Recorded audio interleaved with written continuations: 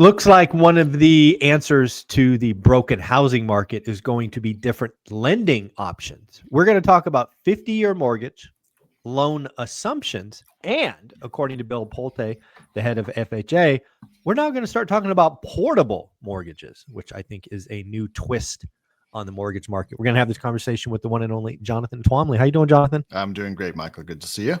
Nice to see you as well. Why don't we just start with the one that sent the Twitterverse a flutter earlier in the week, and that was the 50-year mortgage. There was this meme, I guess, taken, what was it, Franklin D. Roosevelt or Teddy Roosevelt, somebody. It was Franklin Roosevelt with the 30-year mortgage, yeah. Thank you. Franklin D. Roosevelt and Trump with the 50-year. So what'd you think when you heard 50-year mortgage, pro, con? Where do you come down on it? Yeah, so the first thing that I thought was, wow, this is, if you think we've got a housing crisis now, yeah.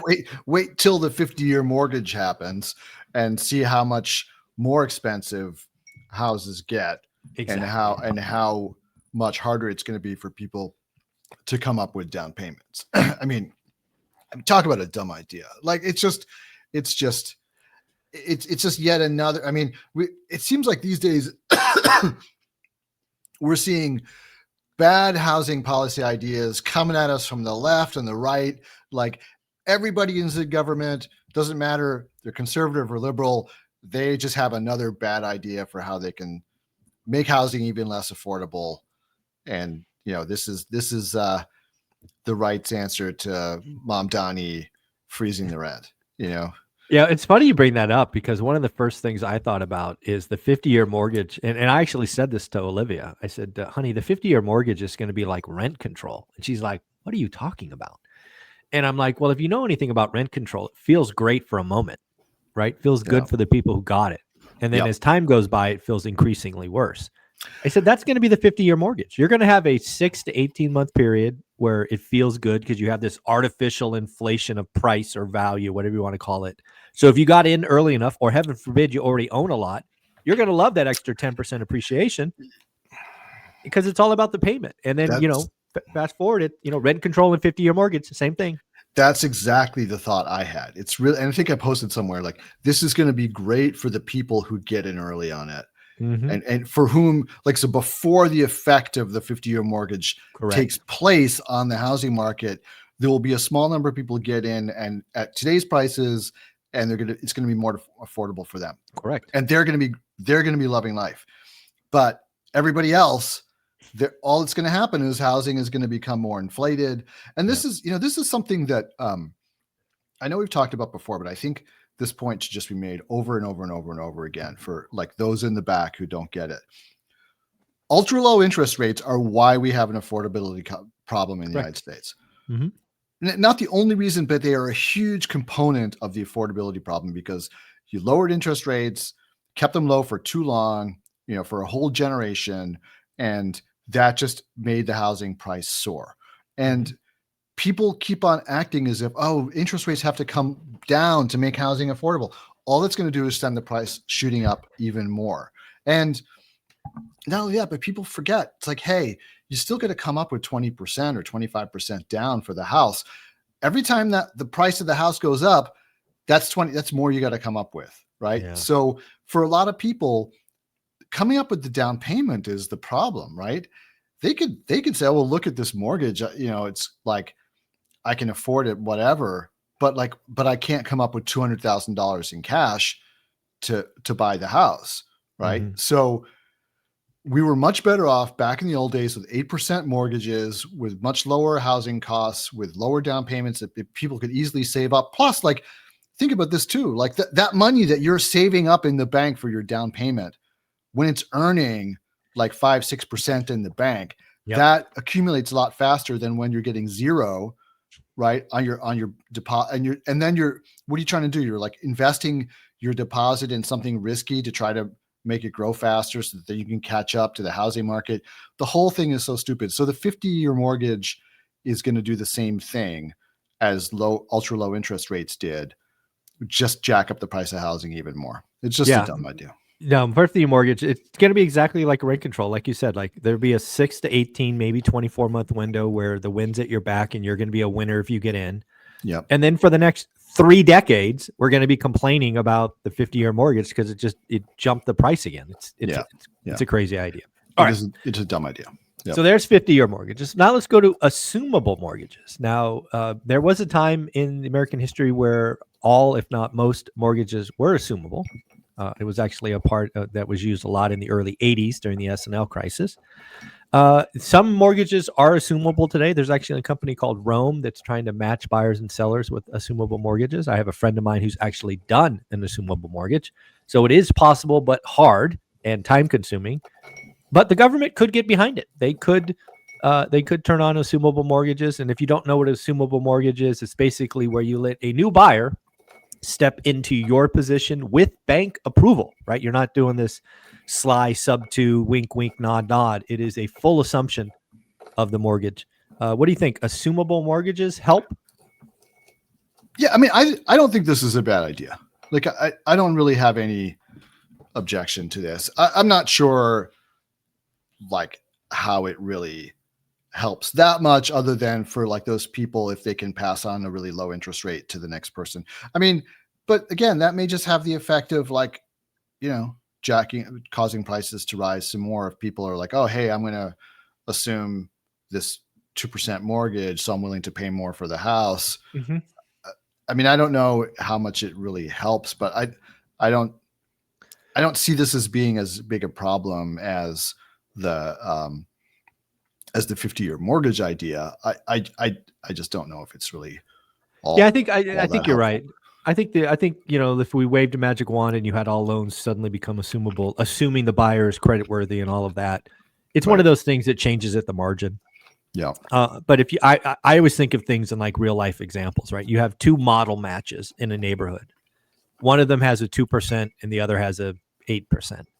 You're willing to pay a little bit more for that 2% mortgage, which, to your point, the comps go up because it won't be stated that that had a 2% mortgage. So there is certainly something there. And again, assumable mortgages were part of our housing cycle for a while. So bringing those back, again, I think it's one of those things that helps at the edges or the margins. Not a horrible idea. Probably helps a few people.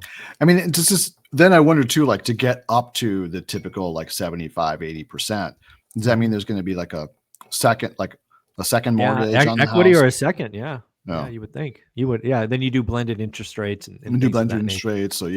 So yeah, at the margins, it helps, but again, seems like maybe not as inflationary as the 50-year mortgage, but sort of slightly inflationary I think it's one thing that the market, again, it's something we've done before. So doing it again in larger quantities probably is a net help. But yeah, I agree with that. And then there's the new one. This is actually something I first brought up 5 years ago as a crazy idea. And that is the portable mortgage. And again, there's the same things about how do you get this, how do you get the additional equity, cash or seconds? But the whole idea is the reason the housing market is broken, to your point earlier, is we had a too long of a period where rates were low, where people bought or refied, and now they're locked in. Now, what if you could take that mortgage with you? So again, to my knowledge, this is something we have never done. Yeah. And something I thought was a wild and crazy idea that would never be broached. But Bill Pulte said, we're looking at it. So what do you think? Portable mortgages. Yeah. I mean, this one is like, I just don't really see how banks go for it. Yeah, that was my thought too. Right? It's like, why would a bank say yes? Yeah, because a bank is going to be like, well, we underwrote this house over here, right? Mm-hmm. That's our security for this loan, right? And now you're going to go and take this mortgage off this house and put it on this other house, Well, see, that's not the one that really bothers me, because again, you could have some kind of fee, you could do appraisals, you could do the underwriting, because typically people are trading up. Well, so in most cases, the asset would be more valuable.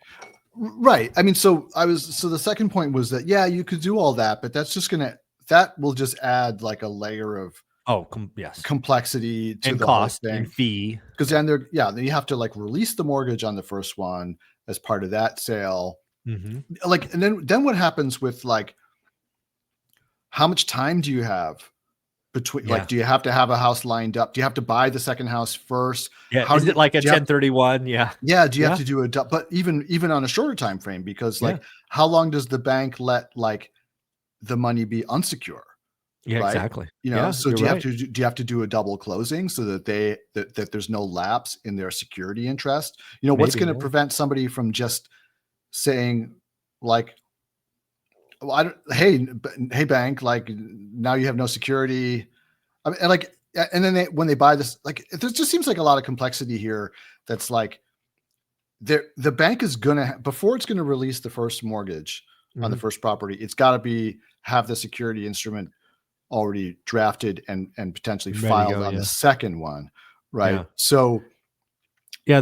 like, how do they compel the buyer to actually buy another house? I guess this just seems to be a lot of moving Yeah, the parts thing here. the I'm not thing that sure. got me on this one, and it still gets me today, was if you're a bank or a lender, right? And 3 years ago you were sending out mortgages at 2%, and now treasuries are 4%. Yeah, You don't want those 2% mortgages. The last thing you want to do is see those 2% mortgages go to term. persist. Yeah, Yeah, yeah, right. So you're like, no, I don't see the whole thing about portability to me was like, why would a lender want to make the 2% mortgages last longer? They have no intent. yeah, They're a yeah. loser.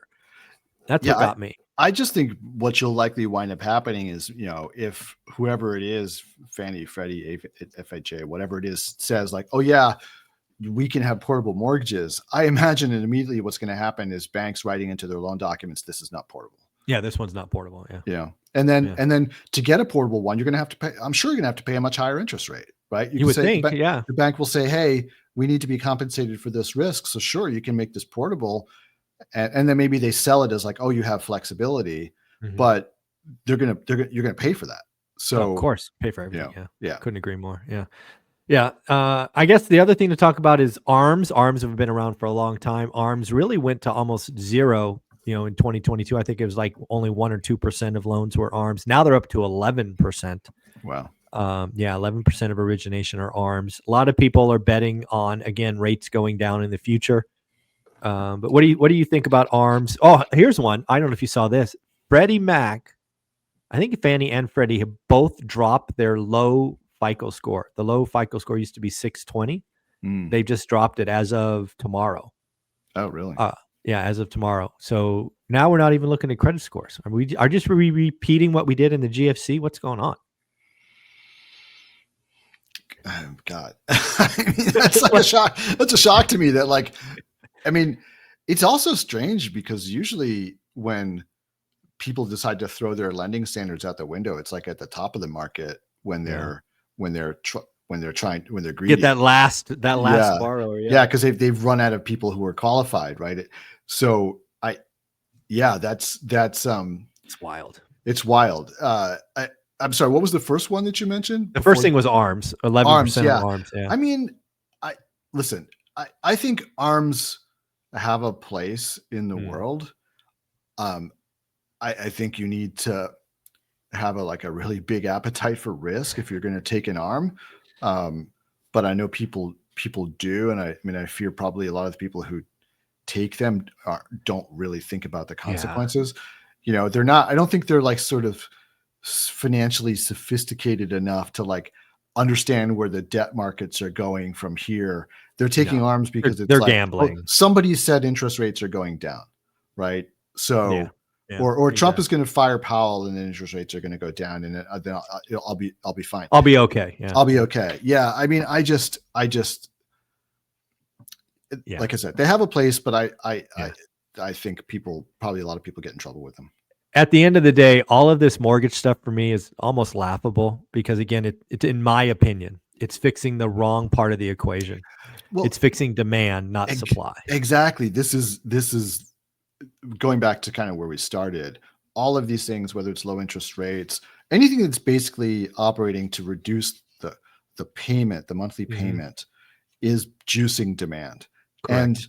until you're dealing with the supply issue, then it's just creating more of a problem, right? So these are easy fixes because the real fixes Yeah, take involve time. they It take takes time, but they also run up against a lot of opposition. Like Mhm. there's nobody really out there who's going to oppose low interest rates or oppose 50-year mortgages other than people like you and me who like talk about the consequences. But there's no like we're not going to go to city hall and like fight about it, No. right? And whereas like changing the zoning or like making it easier to build multifamily or, all those things, you've got a group of people who were, like going to go down and scream at the local politicians Yeah. and make their lives difficult. And that's why it's so hard to fix the supply side. I agree. Yeah. At the end of the day, I've always said, when in doubt, government's going to go after demand because it's easy and sexy. They're not Yeah. going to go after supply because it's hard and time consuming. Yeah. Yep. Yeah.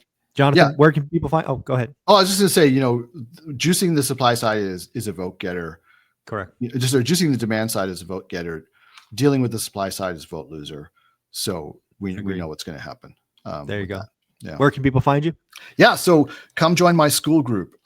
It's free. It's free. And for at least until the group gets too big, I'm actually trying to set up a call with every single person who joins the group. Nice. Because I really want to learn what people are interested in and just get to know the members of my group so we can really build a good community. So come join my school group. It's school.com/AIC. And when you sign up, you'll get a little message from me to schedule a call. So we'd love to meet you and talk with you. Awesome. Thanks, Jonathan. Good luck.